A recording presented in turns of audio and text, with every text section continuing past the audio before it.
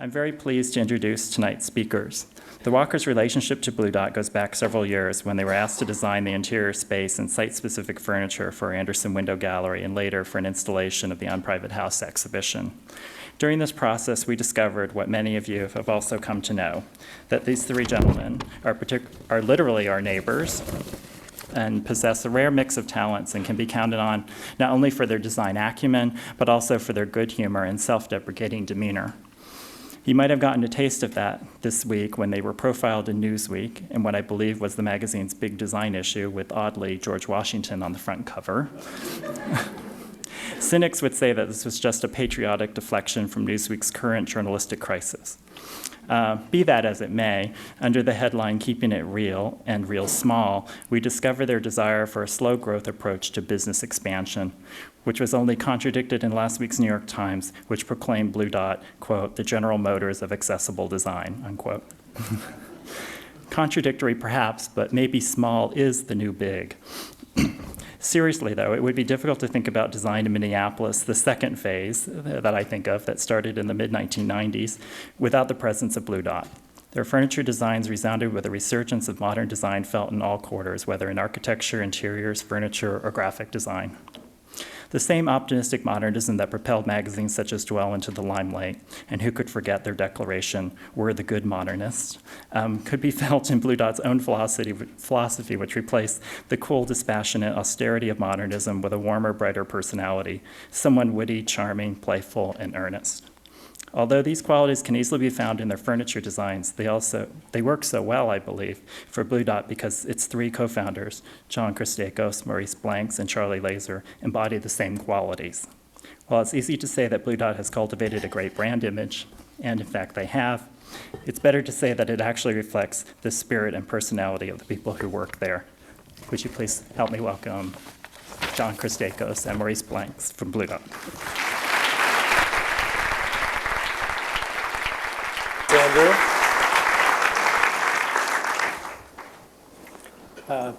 Thank you, Andrew. Thank you very much. I'm the Maurice half. I'm the swarthy guy in the animal print in the upper left, and Maurice is the redhead on the sofa, and Charlie, who's in the back, is the blonde, the smug blonde in the pink. We thought we would start tonight by talking a little bit about how and why we started Blu Dot, and then jump into showing you some examples of our work, which I hope will demonstrate how we think as designers. And some of those examples will be pieces that we felt are successful, and some will be pieces that were not so successful. In the course of that discussion, we'll talk a little bit about trying to build a brand with no marketing budget, and a little bit about manufacturing and how we source our products. And at the end, we'll leave some time for questions. As Andrew mentioned, Blu Dot was started by myself and Maurice and Charlie Lazor, who's here as well. We were all friends at college and all shared an interest in art and architecture. And after college, we spent a year traveling around the world together. And I think it was during that time that the early germs of the Blu Dot idea started. After that trip, we went on to our own careers and in various parts of the country, and off to graduate school, Charlie and Maurice in architecture and me in business. And around the mid-1990s, we were at a point in our life when we were buying our first homes and getting married and throwing out our dorm room furniture and buying real furniture. And we discovered that everything that we liked we couldn't afford, and everything that we could afford we didn't like. It was at a point kind of when good modern design was typically European. You needed an architect or an interior designer to buy it for you. You sort of needed to be a member of a club. It was expensive. It took a long time to get. And we just thought that there was a need for more moderately priced good design. And with little more than that hunch, in 1996, we decided to start Blu Dot, and I quit my job, and we spent a year designing our first collection and kind of learning about how furniture is produced and about different manufacturing and mass production techniques and the tools and methods of making furniture on a mass production type of scale. We did that here in Minneapolis. Maurice and Charlie lived in Maurice in Chicago and Charlie in Arizona, and they would fly up once a month, and we would spend 3 days kind of just drawing and sketching and designing. They would go home, and then it was my job to try and figure out kind of the rest of it. How are we going to build it, and how do you produce these things? And in 1997, we decided to go to a trade show in New York called the International Contemporary Furniture Fair and debut our collection, which at that point was about 16 pieces. And truly, we weren't ready to be there. I mean, we really needed another 3 or 4 months, but we didn't want to wait a whole another year for the show to come around again. So we decided to show up, and we put our best foot forward with a reasonably good-sized booth and business cards and catalogs, and we dressed well, and we had 16 pieces of furniture that looked like real pieces of furniture, but they were just prototypes. And from the second the show opened, we were really surprisingly flooded with interest, and we're having retail stores come up and want to place orders. We didn't have order forms. We didn't have pencils with us. We were not at all prepared for that. So we hustled out to Kinko's and made order forms and came back, and we were promising people delivery in 4 to 6 weeks, and we were so far from that. So we hustled back, and I convinced Charlie to quit his job and move to Minneapolis, and he was here within a couple of weeks with his wife and daughter and dog, and they moved in with us. And from that point on, we were scrambling to fill those first orders and move on from there. So in those early years, we were selling our line primarily to independent retail stores like Red Lua Red in Minneapolis, or Moss in New York, or Lim in San Francisco. We were kind of the affordable choice in a higher end store. And since then, we've continued to sell our line to those types of stores, but we've also begun designing custom pieces and collections for larger retailers like Crate and Barrel or Target or Home Depot. So with that, we'll jump into some pieces and talk about different projects. This was this is called the Chicago 8-box, and was one of those first designs at that show in New York in 1997. It embodies many different aspects, I think, of the way of our design philosophy. It's a pretty big piece. It's about 8 feet wide and 6.5 feet tall, but it's composed of a very repetitive, simple part, basically a 5-sided wooden box. It's incredibly easy to make. So it's a very efficient thing to make because we're making lots of one very simple thing, a wooden box. It's arranged in such a way so that the spaces in between the boxes are still useful spaces to store things, to store books or objects, but they don't cost us anything to produce because it's just air. And it lends itself to an interesting graphic pattern. One of the things that we discovered early on, that in order to be affordable, our pieces needed to be ready to assemble, meaning they come flat in a box and the consumer puts them together, and that yields efficiencies from the beginning to the end in terms of production all the way to shipping, storage, etc., and assembly, the cost of assembly. So this piece was an intuitive piece to put together. The boxes just thread down over a set of simple poles. And that same kit of parts, a box and pole, can be combined into several different configurations, as you can see at the top of the slide. In the lower left, you can see the flat parts on the factory floor. The dimensions of the box are driven by the yield on a sheet of material. So you can see the layout of those parts, those flat parts on the right-hand side of this slide. The dimensions are such that after we're done cutting out these parts, there's nothing left of the sheet of material but sawdust. So many of our pieces are designed in this way, sort of from the inside out.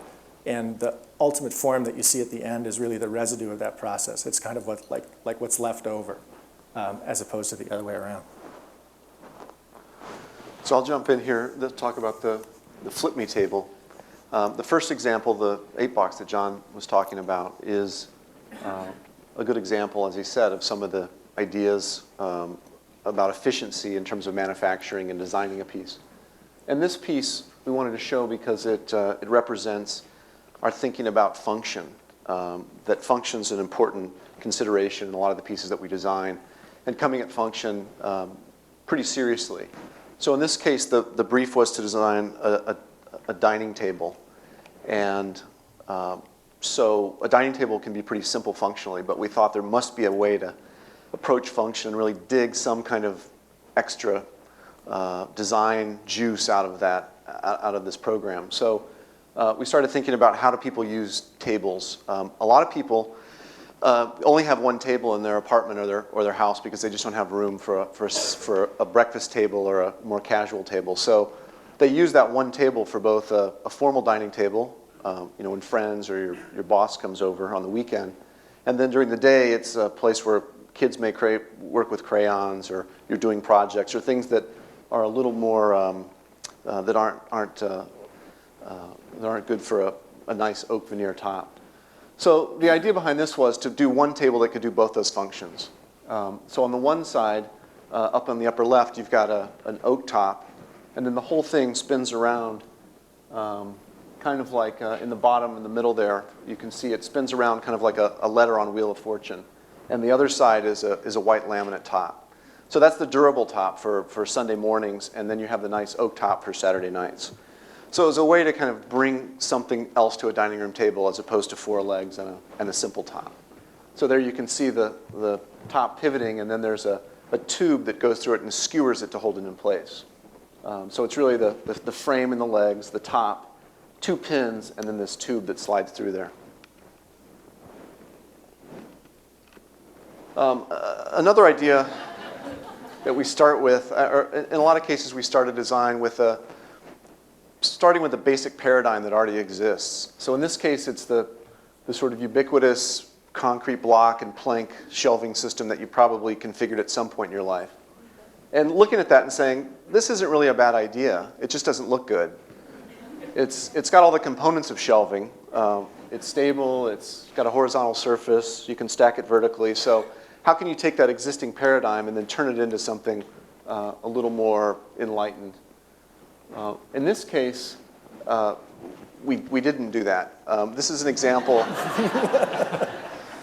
This is a product called Weave, which is an example of something that we developed and eventually sort of reluctantly decided to can it because it didn't fill a functional need. That it looked great. We really liked it. And I think we got seduced by the form of it. So it kept generating and generating and getting more and more developed.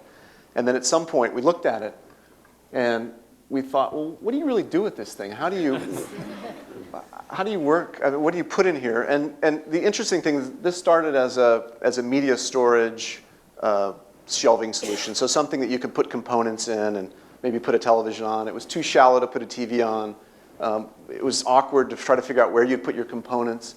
And you had these little spaces that you couldn't put a book in it. And so in the end, we just decided it failed functionally. So even though we liked the look of it and graphically it represented really nicely, we just thought we had to get rid of it.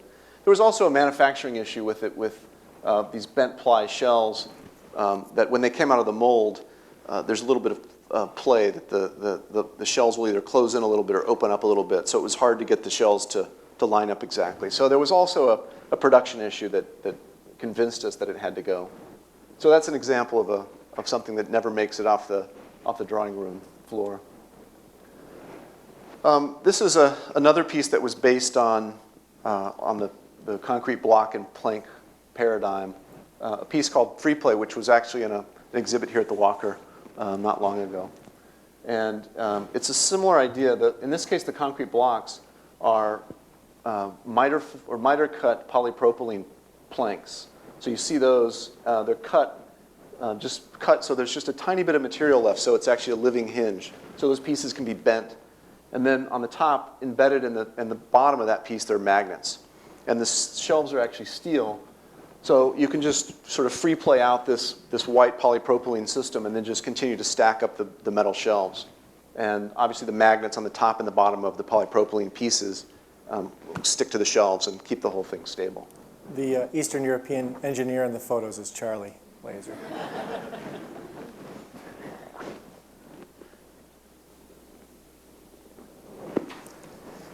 2D, 3D is a collection of steel accessories, small things.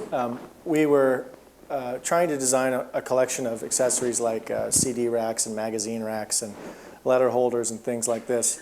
And as we sat down to design and started to pencil out costs, we discovered that each time we would do this, we would end up with a kind of unreasonably high cost and a crazy retail that didn't fit with Blu Dot's mission of affordable design. And we were searching for a solution that minimized the number of parts and pieces. So sort of a one material solution that was radically simpler than some of the things that we were designing. And we were inspired by a pizza box that we were working late and noticed and talking about how we could do this with potentially with steel and searching around with an idea of how could we ship steel flat and let the consumer bend the steel into a three-dimensional form. And we were noticing the perforated pattern on the edge of the pizza box and thought about whether or not we could perforate steel in a similar way to allow it to be easily bent but still stiff enough to hold its form.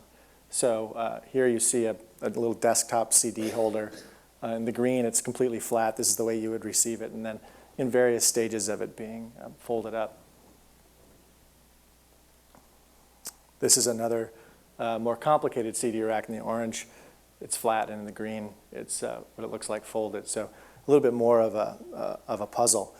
And this came at a time also in our history when, early on in our history, when we were struggling with production and understanding how difficult it is to produce things and have them come out the other end without a defect or without it being rejected for some scratch or something that happened along the way.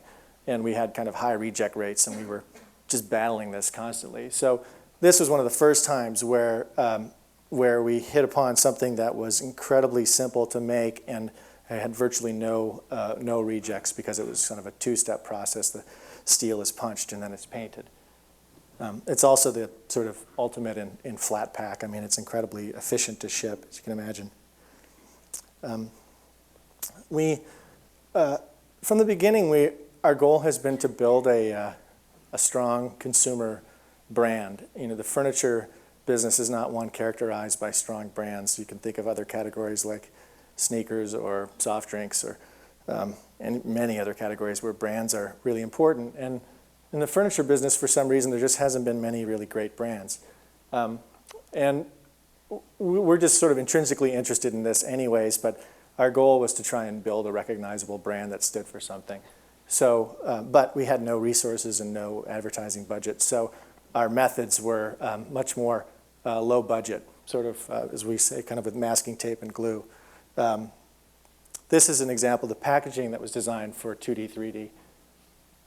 This was designed by Sharon Werner, who's a great graphic designer here locally, and a really smart package that won lots of awards. I think it won best in category for ID Magazine.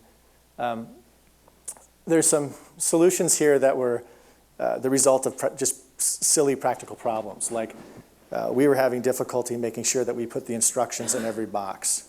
I mean, things that we never thought when we started that would be a hard thing to do. And with all our years of education, we thought we could handle, but they weren't always getting in the box. So Sharon had them printed on the carton themselves, so they would never be forgotten. We would also have situations where we would label the outside of the box and say the product inside was green when the product inside was actually blue. So instead of even saying what color it was, she just put a die-cut hole in the box so you could see the color through and you're always seeing the right thing. And the package went together. The package also fit 3 different products, and it went together in much the same way that the product itself goes together. So really clever. A lot of times we're faced with constraints. About a year ago, Andrew Blauvelt helped us design our most recent catalog, and we wanted to do some photography where we were showing our products in sort of a lifestyle situation. But we didn't want to do the typical kind of Dwell magazine, cool loft, happy family type of shot. And we also didn't have the budget to do that. I mean, we'd need a location scout, and we'd have to find locations and ship furniture out there, and spend a day on location, and it just wasn't in the cards, either for money or for time.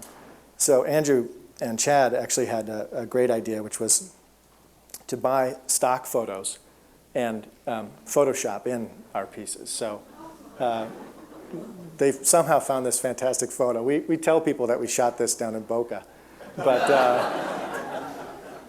it's actually just bought for a couple $100, and then Photoshopped in our table and also our chair underneath the lady in the leopard print, or whatever. We had to trim some arm fat off of her, didn't we? Right around right in here.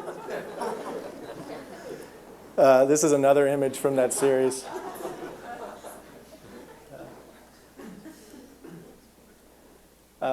Since our products are assembled by the end user, a lot of times when you buy such things like a gas grill or anything that you have to put together, the instructions are kind of the last thing that's considered.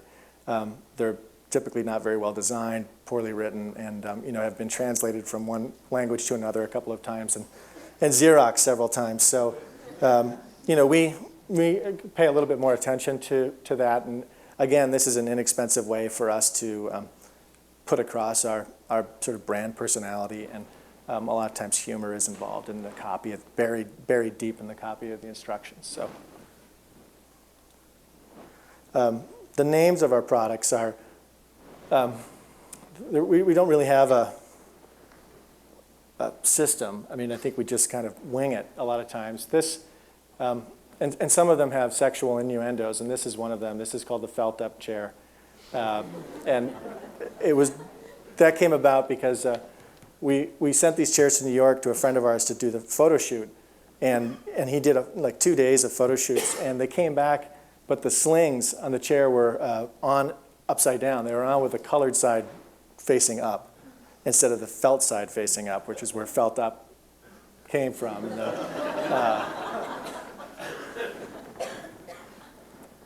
And our website hopefully carries across the same graphic language that you see in our packaging and our printed material, and hopefully the same humor. This is, I think, one of the intro pages to the website. When we first started selling online, we discovered that people had a really unrealistic expectation, we felt, about how quickly they would get their stuff. And we weren't Amazon, so we couldn't get it to you in 3 days, and sometimes it would be in a week, but sometimes it would be in 6 weeks. So we had this disclaimer from me that says, basically, it could take a while, be reasonable, be nice to our customer service people, and you have to agree. And if you don't agree, you get shot to mulletsgalore.com.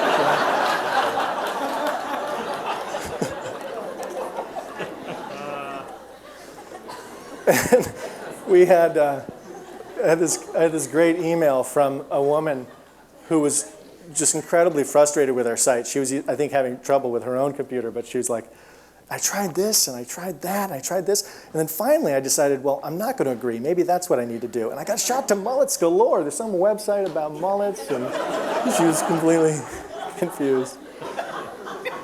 So she didn't realize that the website was working perfectly. Yeah. This is a fairly new piece for us called the Barbarella table. It's an occasional table collection, coffee table, side table, console table. And the idea of Barbarella is taking the 2D, 3D technology that we have for those metal accessories and translating that into a larger furniture piece. So in this case, the base of this table, the legs of this table, are steel pieces that are perforated and come flat. The consumer folds those up around a rib that's recessed back into that shadowed area and creates the legs of the table. And then there's just a simple wooden, actually a ply top that sits on the top, and it's fastened into the metal part. So the idea was to try to do a table that was completely flat, but I think it fulfilled a dream or a mission that we've had for a while, ever since we started 2D, 3D, which was make the translation from accessories, small desktop accessories, into furniture with the 2D, 3D technology, because it just seemed like such a good way to make something. And as John mentioned, it was it's almost we almost have no quality control problems with that technology. Let's see, another new table. This is a dining table that was intended as a dining table, and it's making a little bit of it's having a second market as a desk. This is called Strut.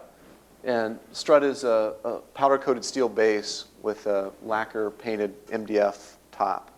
And you can see where the name comes from. The simple idea of this table was to create a table that's just simply structurally resolved. I think what happens a lot with product design is that you start going somewhere that gravity and physics doesn't want you to go. And you end up someplace that you're trying to reverse engineer into how to make something stand up or be stable. And so in this case, it really was the beginning point was stability. Start with something that's incredibly stable and just let it be that. We just showed this for the first time in New York in May, just a few weeks ago, and had a really good response. So we're happy with that. So this comes in this color, which is, in reality, is a little more pink than this. We call it watermelon. And then there's 3 other colors that it comes in. Another view of it. This is a chair that's probably about a year old, called the Buttercup chair. And we did the felt-up chair that you saw a little while ago. And the problem with the felt-up chair was that it was incredibly uncomfortable. And I started calling it, I refused to call it a chair and referred to it as simply a device that keeps you off the ground. So the Buttercup chair was, when we started the Buttercup chair project, the idea was to create a lounge chair that really was comfortable, to learn from that mistake and start with comfort and end with comfort, and hopefully end up with a chair that aesthetically expressed that comfort in some way, and that the design of the chair was actually, again, the residue of some process. And the material is bent plywood, and that was chosen for a couple of reasons. One of the main reasons is that there's a low tooling cost on molded plywood. So you look at something like injection molding, and you're getting into $100,000 for a tool, which we couldn't afford. And with the bent plywood, we could buy a tool for $2,500. And the bent plywood allowed us to get some organic shapes, which was, we felt we needed to get a little bit more nature into our look. We had a lot of sort of boxy pieces, so the Buttercup chair is a result of that. The base is a stainless steel base. So these are some early cardboard, full-scale prototypes or models of design ideas. And you can see there's a pretty wide range of pieces in terms of how the arms are and what the seat is and what the base is. And this is kind of part of our process, is just going through a lot of different ideas and trying to find ones that everybody gravitates to. And the design process is incredibly collaborative. So these are all made by different people, and then other people will come along and cut them and fold them and put new pieces on, and then eventually kind of go in a direction that everyone agrees on and makes a lot of sense. So here you see, this is actually a foam core model of the Buttercup chair. And the reason that we did the foam core was we knew by scoring the foam core and just bending it that we would never encounter a 3-dimensional bend. And when you're bending plywood, you can't bend 3-dimensionally without crimping or tearing the wood. So it was a way for us to kind of check early on if we were going down a road that was going to be physically and impossible from a manufacturing point of view. And of course, we could also look at the form of it and a base that ended up not being in the final production. Here's some sketches of how the chair was going to be fastened, kind of an idea about the base. And then the top is some of the picture of the mold on the far right. When we were making the form, when we were making it at Blu Dot, before we went into production, we wanted to make a few prototypes. So that's kind of making some of those. I think there's some other pictures of that. This is a seating buck that we made. And the idea here was we went from the white foam core piece, which gave us the form of it, but we obviously couldn't sit in that foam core model. So we needed to create something that would allow us to sit in it to start to figure out if this thing could be comfortable. So this was something that could be, the arms were kind of joined on, so we could pull them off and try different arms. The back we could take off and try different parts back there to see if it was comfortable. And then we could kind of adjust the whole piece to see how the kitchen seat was. So on trying to get this comfortable. And then trying different people. So trying large people and small people and trying to figure out what's comfortable for as wide a range as we could get. And here's another picture of that.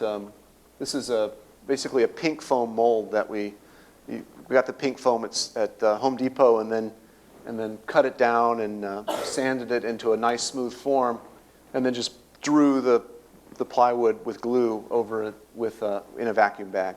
So that's how we made the prototype. So that's the shell that came out of there before it gets trimmed.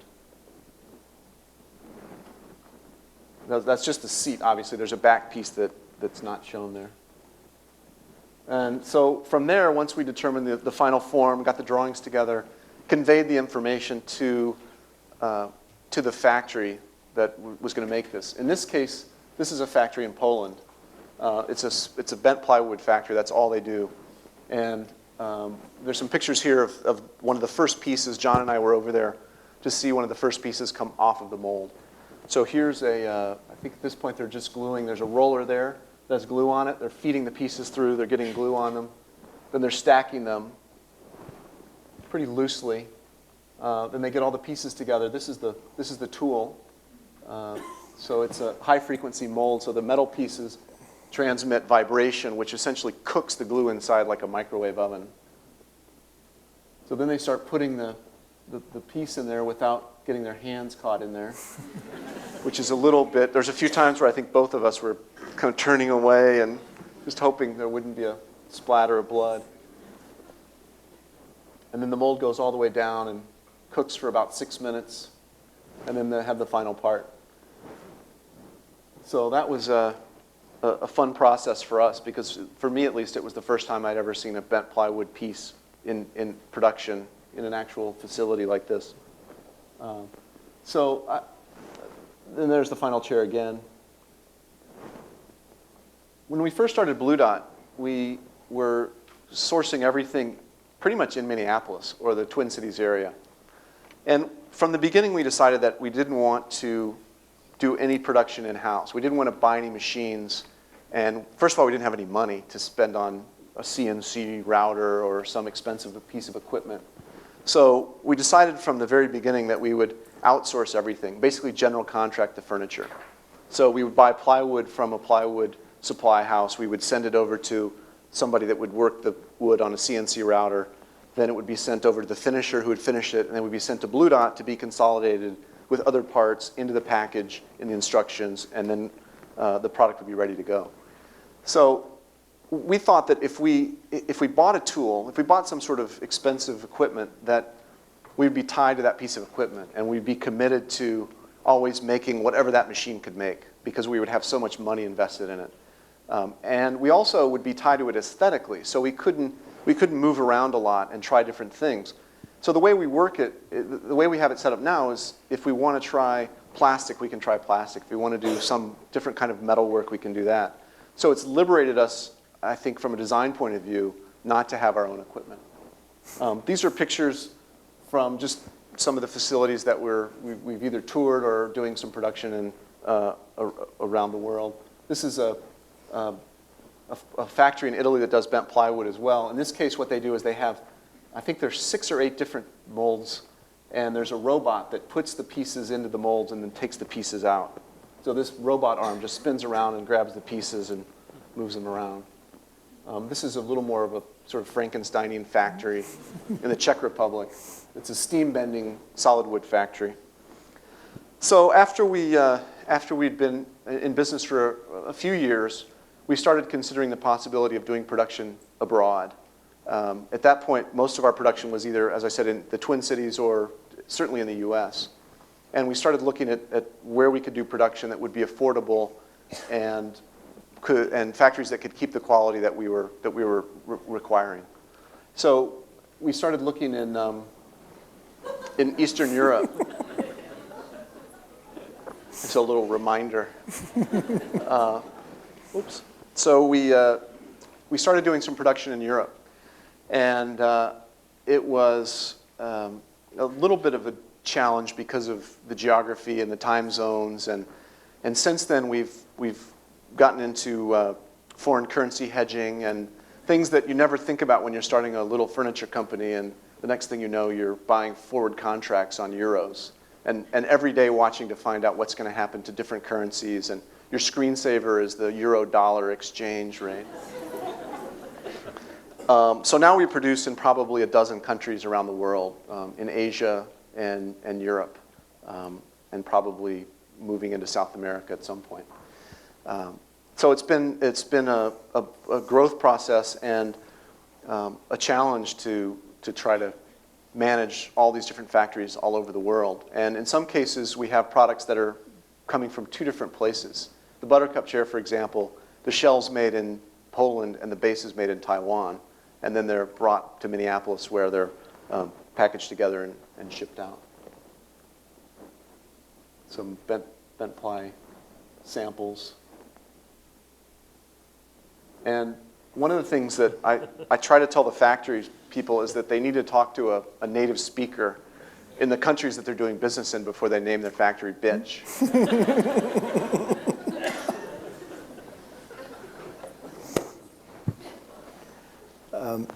Most of the things that we've shown you so far are part of the Blu Dot line, things that you can find on our website, and things that are sold in the small independent retail stores that I mentioned earlier. In the course of starting Blu Dot, we've been asked by other companies to design things for them, kind of custom designed for them, where essentially they say, can you kind of do your thing, but do it in a way that makes sense for us. So people have been, examples have been Target. We've done a number of back-to-school collections for Target over the years. Crate and Barrel. We have pieces in Crate and Barrel now, and they've been in Crate and Barrel for 3 or 4 years. We're selling to Best Buy, Home Depot, the Container Store. We've done some projects for Herman Miller, and we're now producing all the in-store store fixtures for all the Gap Kids stores that are being renovated across the country. I'll show you some examples of some of these projects. When we first started working with Crate and Barrel, we asked them, do you want us to be Blu Dot or do you want us to try and be Crate and Barrel? And they said, no, we want you to be Blu Dot. And we designed this home office collection called Paperclip that was a lot more Blu Dot looking than this collection is. And it didn't do very well. I mean, it didn't make sense in a Crate and Barrel store. It was kind of an oddball thing in the store, and I think we all kind of learned a lesson, and as our sort of relationship with Crate and Barrel developed, we slowly kind of tilted into the direction of trying to make things that fit into the context of a Crate and Barrel store and a Crate and Barrel shopper a little bit better, but still kept some of the roots and the basic design philosophy and method that we use in any of our other products. So this is a collection of bedroom furniture that we do for Crate and Barrel, and really amazingly affordable, I think. The bed is all, real hardwood veneer in a dark stain, and I think a queen bed used to sell, I don't know if it still does, for $399, which means we sell it to Crate and Barrel for $160, which means we make it for $90 or something like that. We got a call from Home Depot about it maybe a year ago, and it's one of those strange calls. Our vice president of sales at the time put the phone on hold and yelled across the office to me and said, it's Home Depot on the line, and they want us to, design some stuff for them in a week for 2 stores that are opening in Manhattan. What should we do? So we didn't have any time to really design stuff from the ground up, and we had some designs that we had done in previous years that we felt might fit. But as you can imagine, Home Depot, price is incredibly important, and it's really sort of extreme. And they were looking for storage pieces, simple storage, bookcase type things. So we showed them this design, which is a series of stacking boxes of small and large that can be stacked and rotated in various ways, and a couple other designs. And they liked them, and they brought them into the stores in New York, and they are, nicely selling much faster than they had hoped. So they're now being rolled out to many more stores around the country. For Home Depot, they wanted us to brand this collection Blu Dot, and we felt it was too far from a price point perspective and from a quality perspective from what we were known for. So we developed a new brand. This is the new brand called Too, T-O-O Design, and it will probably say Too, but also have a little Blu Dot logo maybe somewhere in the corner that says Designed by Blu Dot. So we're in the process of trying to get this rolled out too. We've also worked with Herman Miller, which is one of the larger office furniture manufacturers, and probably the office furniture manufacturer with the best design history, I'd say. And we were first invited to work with them to design some pieces for a new division that they had that was called Red. And this was kind of during the dot-com heyday. It was a division that was a company whose product line was primarily office furniture that was inexpensive, sort of designed and delivered by UPS quickly and deployed quickly. And it kind of was an idiosyncratic, I don't know if anybody here remembers that or saw it, but it was kind of a real idiosyncratic collection of furniture. Pretty interesting and pretty daring, but it was kind of a daring time. And we were invited to design storage pieces for the office, and this is an early version of a workplace divider and storage wall, and it's based on a pegboard concept. So like the cinder blocks and planks, this is a screen that's got holes punched in it, and you have these 2D, 3D metal components that plug into it, and you can kind of configure your side however you like with in and out boxes and file holders and magazine butlers and things like that. Just as this was going into production, the economy turned down, and Herman Miller closed down this division, so this never made it to the real world. These were some other storage pieces that we designed for them at the same time.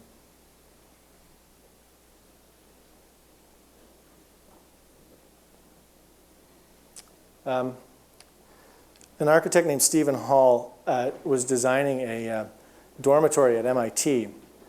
This is the building in the upper right. It's a 10-story tall building. It's like a city block long. And it has a 350-room dormitory. And the architects were really unhappy with the dorm furniture that was available in the market. And as you can imagine, it all looks pretty much the same as it did when we were in college. So we collaborated with Steven Holl to design a modular dorm furniture collection. And you can see some of the pictures. It looks like a jail cell, but this kit of parts can be configured by the students in different ways to make either lofts or bunk beds or low beds, et cetera, like building blocks. This was our first large-scale, we would call it a contract project, or a project that needs to be delivered all at once and is not to be resold in a retail store. And it was like 40 or 50 truckloads of furniture that we had to deliver and get installed in like 2 or 3 weeks, and the building wasn't done. And it was pretty hairy, but we got through it. We've collaborated with the Gap on the design of their new store environment. They, about 2 years ago, embarked on a program to redesign the interiors of all their stores, both, Gap Adult, Gap Kids, Baby Gap, and Gap Body. We were brought in to work with them on Gap Kids and worked with the store designers for maybe 1.5 years or so to develop the fixture package, the list of fixtures.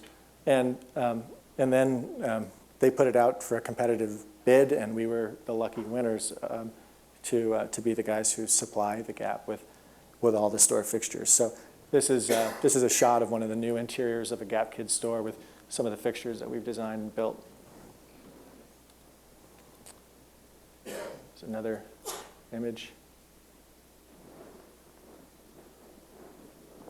this is a cool little table. They call it a vanity table. It flips, the top flips, and on the other side are little compartments where they put, like barrettes and lip gloss and little things like that, and these little stools. And the kids love to play there. And I think that they said something like the sales of all that stuff more than tripled after we put this fixture in the store. Or before, it would be kind of in little buckets in random places. But the little girls, and then there's, I think, a boy version as well, like to sit at the stools and play around.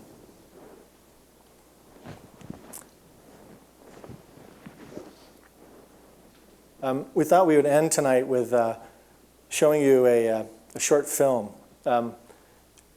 Like I said earlier, our marketing is done on the cheap, and we often use the web as a really efficient way for us to communicate with people. So we've had a newsletter that goes out, and people come to our website to sign up for the newsletter, and now, surprisingly, I think it goes out to something like 30,000 people that receive it. And we had an intern that used to work with us that went on after working with us to get interested in filmmaking, and really became, I thought, a really great filmmaker, and won some awards for his shorts. And he was in need of a project. I think he was in need of money, and he and I were talking about, it would be fun to collaborate on a short film series for Blu Dot that we would broadcast via the web, and not necessarily make them ads for Blu Dot, but a series that was sort of to celebrate finding design in everyday life, and that we would work with several different filmmakers. So we've only launched one of these, and it's his film. His name is Christopher Arcella, and it's about the creation of a clock.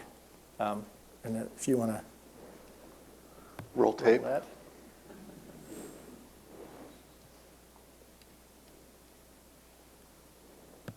So this was released about 3 weeks ago when the time changed. Yeah.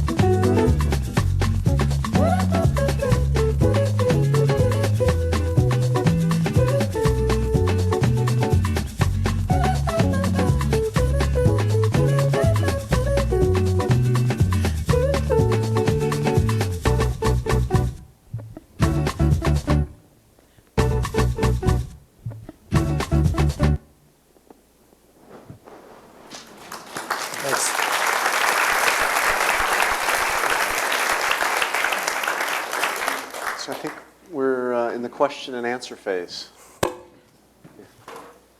Anybody has any questions? Anybody? So you said you base a lot of your designs on how you can use the materials. So what basic materials do you have to work with? Are you constantly looking for new materials that you can use, or are you just thinking like, okay, I've got this piece of plywood, oh my God.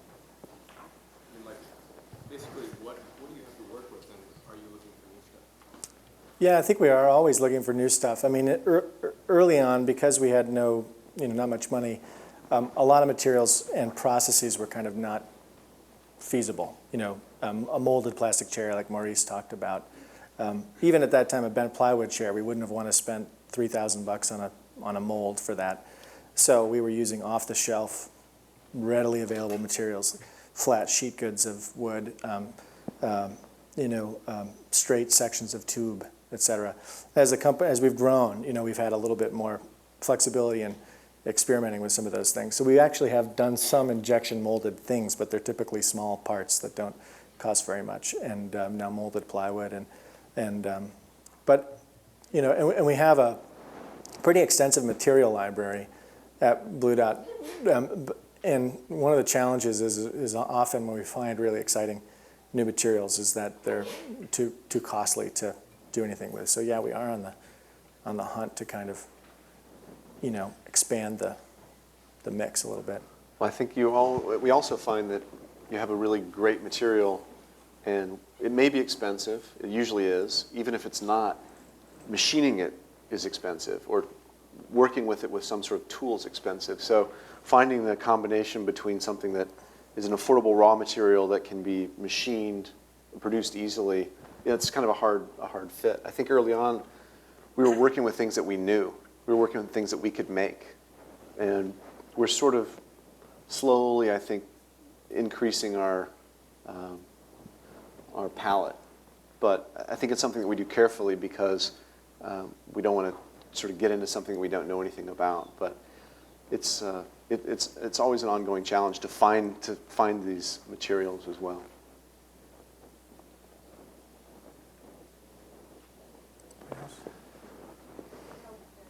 Is there? I've got two questions, actually. One is if you could talk about your design process with the gap. So how did you come up with those features, especially the table? So you thought of something clearly that answered a need that they couldn't even see. And then the second is it still as much fun as it used to be?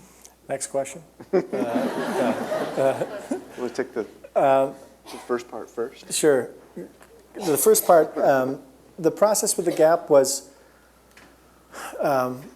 collaborative, but I'd actually say in that particular project it was even more so. The designs were coming more from the gap and not as much from us. Our involvement was a lot more in terms of engineering and manufacturability. There was also design involvement from Blu Dot's end, but there's a lot of times in the retail environment we're not experts in merchandising and that type of thing, and they were. So they had kind of very specific knowledge that a fixture needed to do something that we weren't as up to speed on. So that particular table, the reversible top was I think a Blu Dot idea because it came from our other table, but the need for that fixture was a gap idea.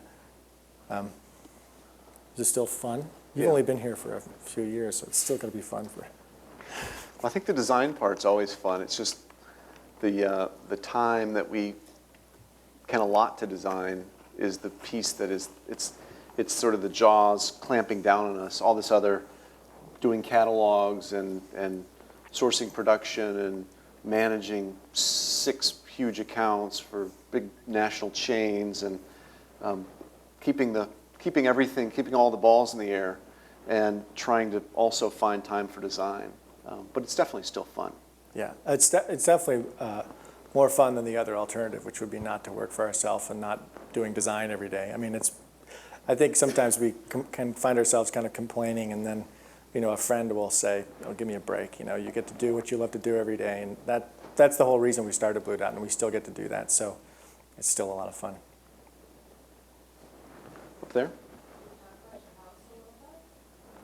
Oh, it's Charlie's house. Charlie, do you want to talk about your house? She said, well, can you talk about your house a little bit? Anything specific?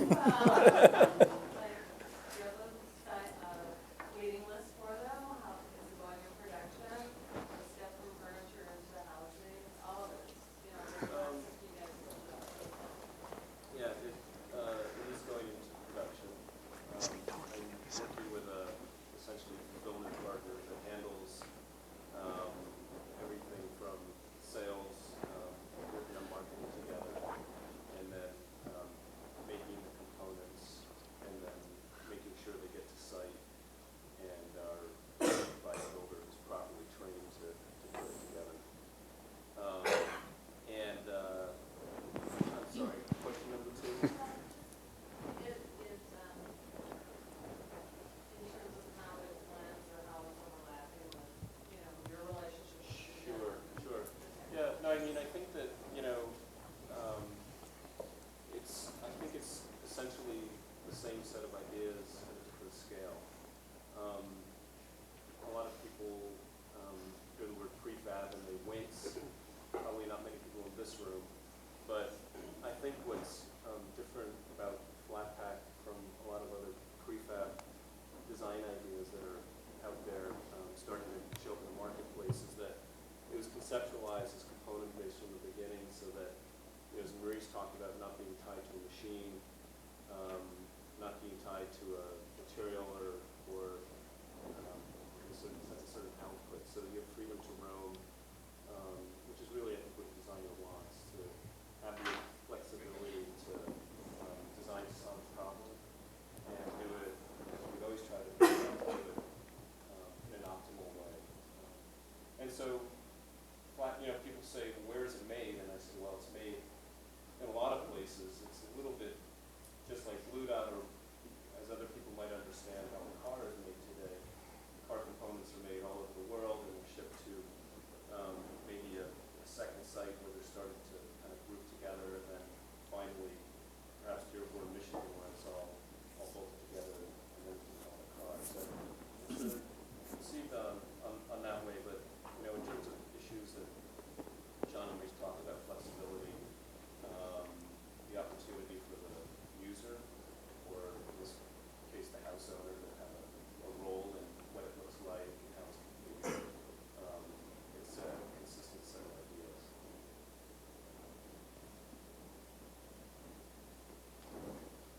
Where do you guys see yourselves going? Maybe lighting? Dinner? Movie production and theme parks, I think. No. I think our goal for this next year is to really expand the collection. We opened this kind of our first retail store, but not really, in Los Angeles. It's a new place called HD Buttercup that is started by the guy who started ABC Carpet and Home in New York. It's a huge warehouse, and inside the warehouse are little shops within a shop. Well, not so little. Ours is like 1,500 square feet, but it's our own kind of store. And in setting that up, I think we realized that we don't have pieces in different categories to kind of round out a complete kind of lifestyle or a house. So we're missing certain things. And the goal this year is to kind of flesh that all out and add a whole bunch of new pieces and kill a couple too. And that might involve going into new categories like lighting. I think we might approach some of those on a licensing kind of basis, where we would team up with somebody who's in the lighting business, or somebody who's in the outdoor furniture business, or maybe even the upholstery business, a category that we don't want to get into necessarily in terms of production and distribution, but where we design and they produce and distribute. So sort of the way Calvin Klein does watches or sunglasses, that kind of idea. Is that it? Well, thank you very much. Oh, one more. Sorry. Do you guys have favorite recipes from your website? Do we have favorite? Yeah. Besides our own? There's haggis, right? You have haggis. That was mine. Charlie's had Charlie's. What was your recipe on the website? It was sweet and spicy nuts or something like that. Yeah. Yeah. It was my son's. It was, what was But I thought you had one that was, It was, oh no, it was hard-boiled eggs dipped in milk. oh, that's right. But you, at one time you had sweet, Trying to get to kids when they're young to sell the Blu Dot brand to them when they're Right. right. their old range when they're dunking their hard-boiled eggs in milk. But for a while you had the sweet and spicy nuts or something like that, and Charlie got a fan mail letter from a woman in Dallas. I'm not sure Zelda even knows about this. And the subject heading of his email was regarding your sweet and spicy nuts. I picked haggis just because I thought any recipe that had the phrase "hang the windpipe over the edge of the pot" had to be a good recipe. That's it. Anyone else? As a Blu Dot consumer, I was just curious if you guys have any policies in place for making sure your timber is eco-friendly, production. Do you guys have any Yeah. policies internally to say, hey, let's try to make sure our trees are Well, good sources? you know, the benefit is that a lot of the factories that we work in especially in Eastern Europe, have sort of been brought into the 21st century by IKEA. We share factories with IKEA in most cases. And as you can imagine, the Swedes are much more rigorous about their environmental standards than the US is. So by default, the factories are buying materials that are not necessarily FSC certified, but there is a lot of attention paid to that, and there's a lot of attention paid to off-gassing of substrates like MDF and particle board. So we don't do the legwork, IKEA does, but we benefit from it.